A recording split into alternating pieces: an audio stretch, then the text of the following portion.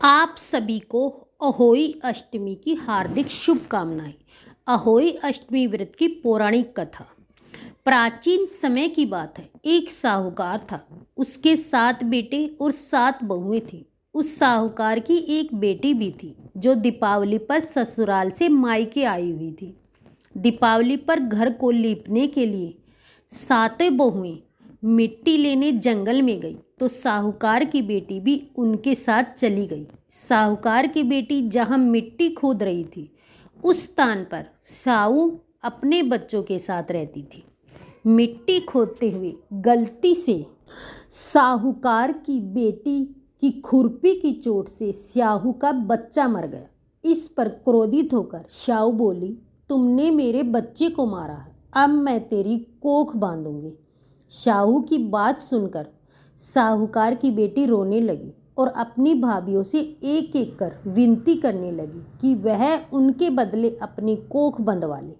सभी भाभियों ने ननंद के बदले अपनी कोख बंधवाने से इनकार कर दिया, लेकिन सबसे छोटी भाभी ननंद के बदले अपनी कोख बंधवाने के लिए तैयार हो गई। इसके बाद छोटी भाभी के जो भी बच्चा होता वह 7 दिन बाद मर जाता।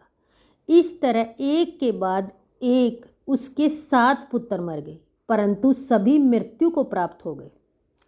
इस समस्या का हल जानने के लिए पंडित को बुलाया गया और इसका कारण पूछा गया। तब पंडित ने छोटी बहू को सुरई गाय की सेवा करने की सलाह दी।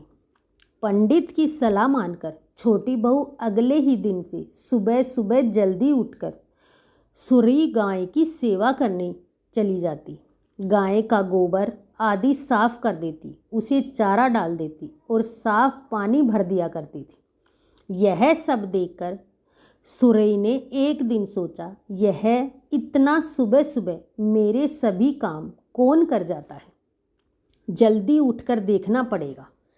अगले दिन सुरई गाय सुबह सुबह तड़के उठकर बैठ गई तो देखती है कि साहूकार की छोटी बहू आई और उसका गोबर उठाकर चारा डालकर साफ पानी भरने लगी। तो सरयू गाय ने उसे रोक दिया और पूछने लगी कि तुम किस लिए मेरी सेवा करती हो।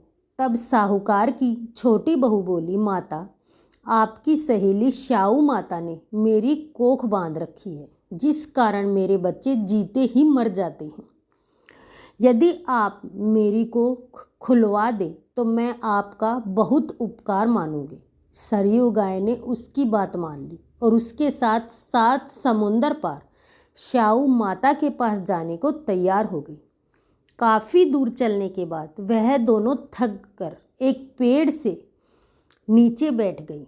उस पेड़ पर गरुड़ पंखी का घोंसला था, जिसमें उसके छोटे छोटे बच्चे थे। थोड़ी देर में साहूकार की छोटी बहू ने देखा कि एक सांप उन दोनों बच्चों को खाने के लिए आ रहा है। उसने उस सांप को मार डाला। थोड़ी देर में जब गरुड़ पंखनी वापस आई तो खून देखकर सोचने लगी कि इसने मेरे बच्चों को मार दिया, और वह अपनी साहूकार की छोटी बहू को मारने लगी।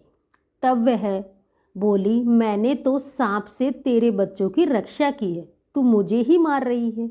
यह सुनकर गरुड़ पंखनी खुश हो गई और बोली, तूने मेरे बच्चों की रक्षा करी है, तू जो चाहे मुझसे मांग ले।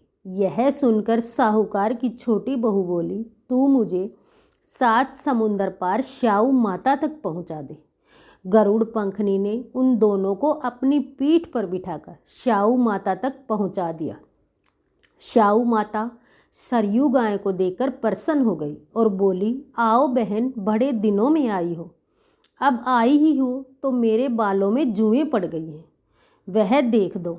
सरयू गाय के कहने पर साहूकार की छोटी बहू साहू माता के सिर से जुएं निकालने लगी। छोटी बहू ने साहू माता की सारी जुएं निकाल दी, जिससे खुश होकर उन्होंने उसे आशीर्वाद दिया कि तेरे 7 बेटे और 7 बहुएं हों। यह सुनकर साहूकार की छोटी बहू बोली, लेकिन माता, मेरे तो एक भी पुत्र नहीं है। साहू माता पूछने लगी, ऐसा क्यों? तो साहूकार की छोटी बहू बोली, पहले आप मुझे 7 बेटे और 7 बहुओं का आशीर्वाद दें, इसके बाद मैं आपको बताऊंगी। साहू माता ने उसे वचन दिया। तब साहूकार की छोटी बहू बोली, माता आपने मेरी कोख बांध रखी है, यदि आप उसे खोल दो तो मेरे 7 पुत्र और 7 बहुएं हो जाएं। यह सुनकर साहू माता बोली, तूने तो मुझे वचन में बांधकर ठग लिया, लेकिन जा तू घर जाकर अहोई माता का व्रत और उद्यापन कर, तेरे 7 पुत्र और 7 बहुएं होंगी। छोटी बहू वापस अपने घर आई तो देखती है तो उसके 7 बेटे और 7 बहुएं घर में बैठे मिले। यह देखकर छोटी बहू बहुत प्रसन्न हुई और अहोई अष्टमी का दिन आया तो साहूकार की छोटी बहू ने 7 अहोई बनाकर 7 कढ़ाई की। उधर उसकी जेठानी देरानी सब पूजा पाठ कर लो, अभी छोटी बहू का रोना धोना शुरू हो जाएगा। पूजा के बाद भी जब छोटी बहू की कोई आवाज़ नहीं आई तो उन्होंने जानने की इच्छा की तो उन्होंने बच्चों को भेजा। बच्चों ने वापस जाकर देखा, अपनी माँ को बताया कि वहाँ तो अहोई अष्टमी उद्यापन का कार्यक्रम चल रहा है। यह सुनकर सभी जेठानियाँ और देरानियाँ दौड़ी दौड़ी छोटी बहू के घर पहुँची तो देखती हैं छोटी बहू के आंगन में उसके 7 बेटे 7 बहुएं और छोटी बहू उद्यापन का कार्यक्रम कर रही। यह देख तो छोटी बहू से पूछने लगी तो वह बोली, मुझ पर अहोई माता की कृपा हुई है। हे अहोई माता, जैसे अपने साहूकार की छोटी बहू की कोख बांधी वैसे किसी की मत बांधना, और बाद में जैसे उसे 7 पुत्र दिए, उसे लंबी आयु दी, वैसे ही उन सबको कथा कहने वाले, सुनने वाले और हुकारा भरने वाले सब पर कृपा करना। जय अहोई माता की जय। पौराणिक कथा के अनुसार राधा माता गोकुल में श्री कृष्ण जी के साथ निवास करती थी। एक बार देवी राधा गोकुल से कहीं बाहर गई। जब वापस आई तो देखा कि कृष्ण भगवान गोलोक में नहीं है। उस समय भगवान श्री कृष्ण अपनी एक सखी विराजा के साथ गोलोक में घूम रहे थे।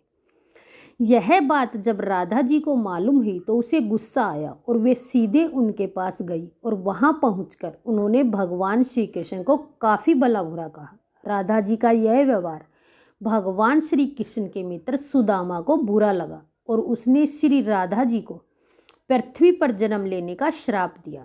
राधा रानी को इतने गुस्से में देखकर भगवान कृष्ण सखी विराजा भी वहां से चली गई। इस श्राप के बाद राजा ने बदले में श्री दामा को श्राप देते हुए राक्षस कुल में जन्म लेने का श्राप दे दिया।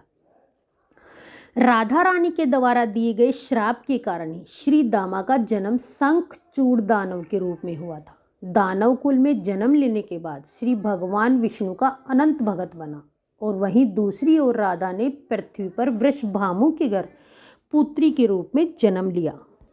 लेकिन राधा रानी वृषभानु के घर पुत्री के जन्म में जन्म लिया, लेकिन राधा रानी वृषभानु जी की पत्नी देवी कीर्ति के गर्भ से नहीं जन्मी थी।